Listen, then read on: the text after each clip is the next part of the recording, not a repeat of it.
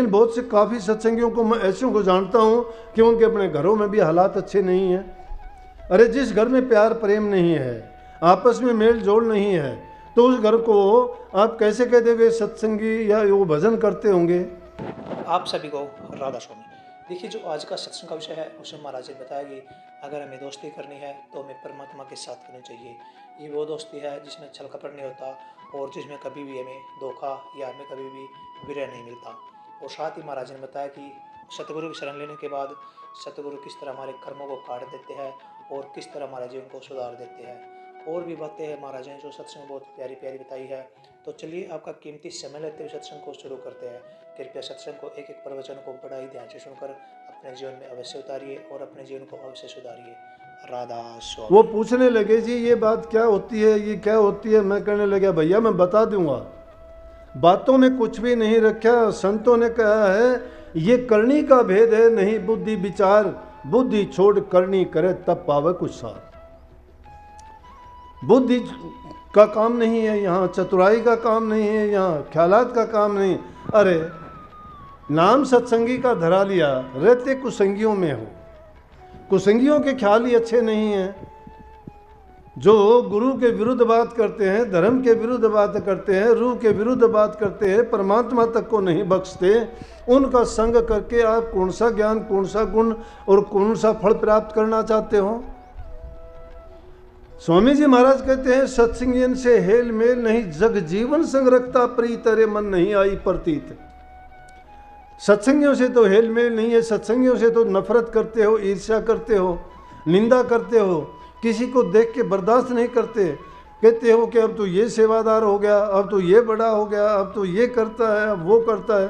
अरे जिसको जो मिलता है, बड़ा बनने के लिए बड़े काम करने पड़ते हैं, बड़ा बनने के लिए त्याग करना पड़ता है, बड़ा बनने के लिए कुर्बानी देनी पड़ती है। कुर्बानी देने के लिए तैयार नहीं, कष्ट उठाने के लिए तैयार नहीं, सेवा करने के लिए तैयार नहीं, बड़े बनने के लिए तैयार हो। बड़ा ऐसा तो नहीं बनता। पहले गुरु शिष्य भया, अजिन तन मन अर्प्या शीश। गुरु जो था पहले शिष्य भया था, वो शिष्य था पहले शिष्य, और जिसने क्या किया तन मन और शीश अपने अर्पण कर दिए। पूरा सुनिए। फिर जो है वो गुरु भया, जिन दिया नाम बख्शीश। फिर वो शिष्य बाद में गुरु बनता है। ये कभी हो सकता है कि कोई कुछ करना भी ना चाहे और बनना सब कुछ चाहे। संत मत किसी को भुलावे में नहीं डालता, वो कहता करो और देखो और पाओ। इन किताबों के चक्कर में ना पड़ो। किताबों के चक्कर के लिए तो कबीर साहब ने कह दी थी।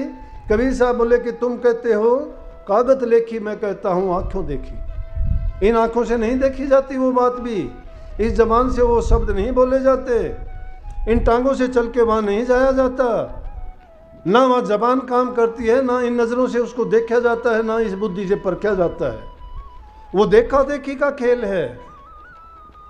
वो देखा देखी के खेल को हम क्या मानते हैं, मिथ्या बात मानते हैं, क्योंकि वो हमें ना देखने की इतनी हमारी श्रद्धा है, ना इतनी करने की हमारी सामर्थ्य है, ना उस और हम कभी चलना चाहते हैं, तो फिर हमें तो वो मिथ्या बात लगेंगी।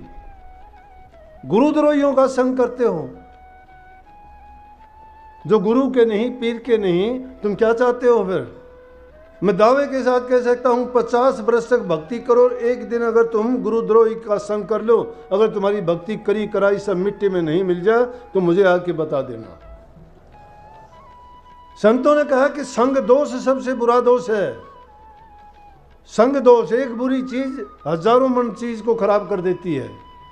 आम भाषा कहते हो कि एक कीचड़ में लिपटी हुई भैंस हजारों को खराब करती है कि नहीं। एक गला हुआ सेब पूरी पेटी के सेबों को खराब कर देता है कि नहीं। इसी प्रकार से एक निकम्मा, एक गुरुद्रोही हो या जो गुरुमुख नहीं है, वो आदमी उसका संग करते हो, उसकी बात सुनते हो, उसके आसपास भी अगर जाते हो तो उसका दोष तुम्हारे सिर पे चढ़ जाता है उसका, क्योंकि उसको अपना पाप फेंकना ही होता है। इसलिए संतों ने ये कही कि दुष्ट संग न दिए विधाता, तांते भलकर नर की वासा। तो कही ये बात कि भूल में क्यों फिरे लूटी लूटी। कैसे वो भूल तुम्हारी सुधरेगी और कैसे तुम्हारा उसे लूटने से बचोगे। वो तुम्हारा बचना जब होगा कि संतों का संग करोगे और वहाँ सच्चे दिल से दिल से कपट को निकाल के उनकी शरण में जाओगे। और पढ़ाई लिखाई ये चीज़ों को याद करना कोई वो थोड़ी है, वो तो तुम कहीं भी देख लोगे, नाम तो अनेकों अनेक नाम है। लेकिन जिन्होंने नाम पूछ सकते हो तो उन्होंने वो नाम रख के क्यों कह दिया और उनके संप्रदाय क्यों चले।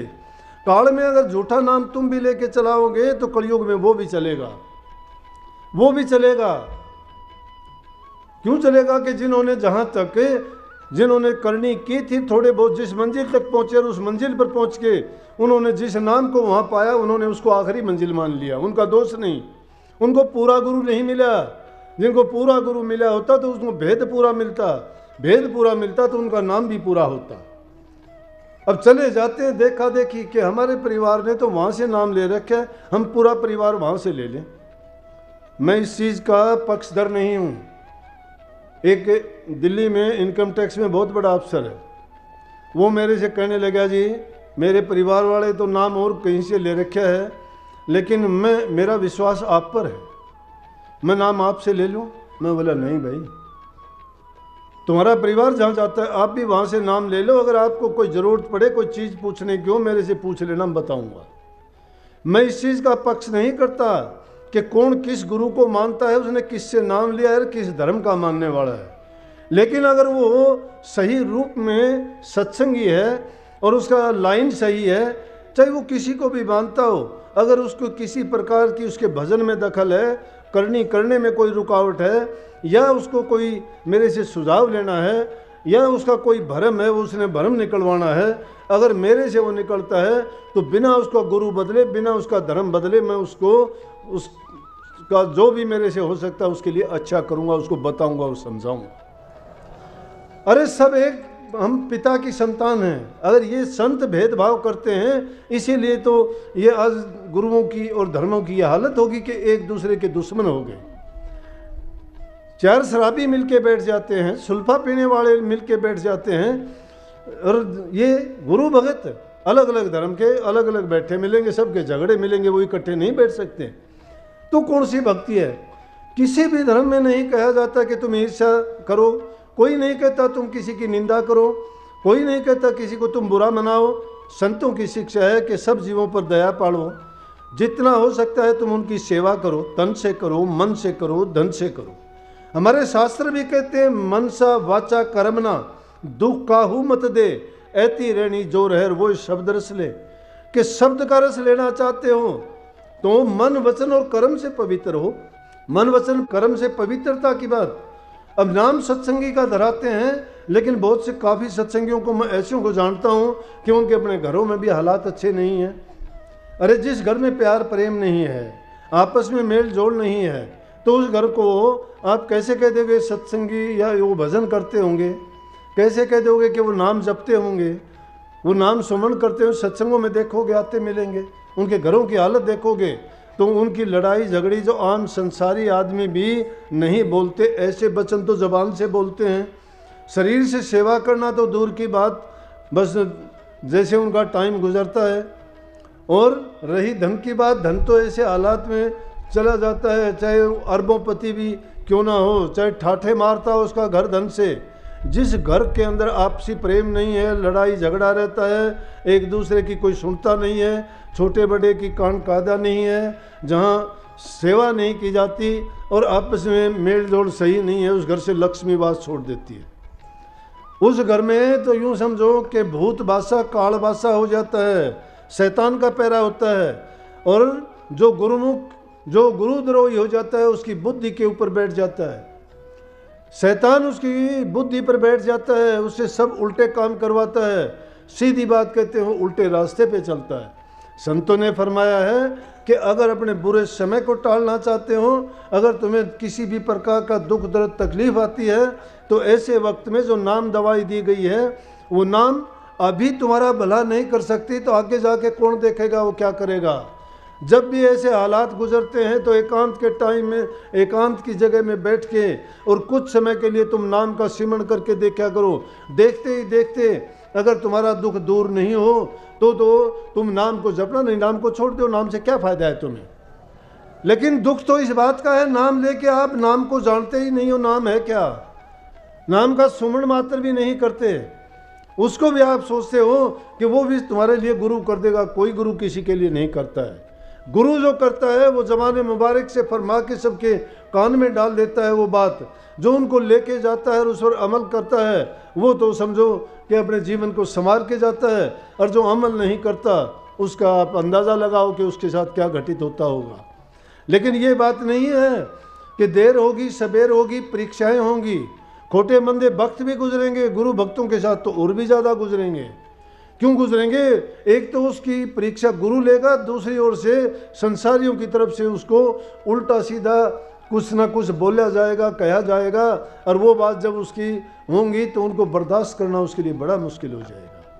जितने भी संत महात्मा हुए उनके साथ, सबके साथ ऐसा हुआ, लेकिन सब के सब उस परीक्षा में जो सफल हो गए उनके आज भी गीत गाए जाते हैं, और जो गिरावट में आए उनका आज की नाम निशान भी नहीं है। इसलिए संत मत की शिक्षा यह है कि इसमें हर जीव को करनी चाहिए, और उससे पहले ये है कि घरों में प्यार प्रेम जरूरी है। व्यक्तिगत इंसान का चरित्र बहुत अच्छा होना चाहिए।